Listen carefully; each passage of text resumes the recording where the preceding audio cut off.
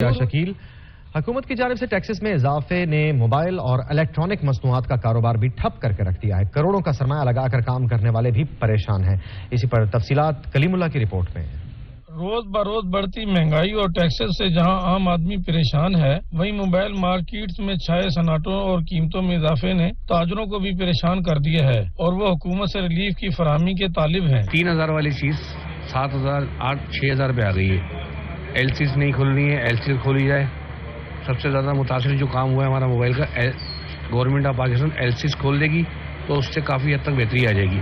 موجودہ صورتحال میں ہماری جو انویسٹ ہے وہ تو بالکل ہی ضائع ہو گئی ہے۔ مثلاً کہنے کا پہلے ہم 10 لاکھ روپے میں کافی سارے فون رکھ لیتے تھے، اب 10 لاکھ روپے میں ہمیں کافی فون کم مقدار کم ہو گئی ہے۔ اس کے بعد بھی ہم جو ہے کسٹمر کے لیے منتظر ہیں، کیونکہ کسٹمر جو ہے کم رینج کے آتے تھے ان کے پاس اب فون نہیں ہے۔ ٹیکسز میں اضافے نے الیکٹرانک مصنوعات، فریج، اے سی، جوسر سمیت ہر چیز عام آدمی کی پہنچ سے دور کر دیا اور کروڑوں کا سرمایہ لگا کر کاروبار کرنے والے بھی بے روزگار رہنے لگے ہیں۔ دکاندار کروڑوں روپے کا سرمایہ لگا کر بھی اس وقت جو ہے وہ پروفٹ نہیں کر پا رہے مہینے کا، کہ جس سے ہماری دکان کے اخراجات، ہمارے لیبر کے اخراجات پورے کر سکیں۔ تباہ حال کاروباری حالات میں ٹیکسز میں اضافہ بے روزگاری اور تاجروں کی تباہی کا سبب بن رہا ہے، جس پر فوری توجہ کی ضرورت ہے۔ کیمرہ ٹیم کے ساتھ کلیم اللہ، سچ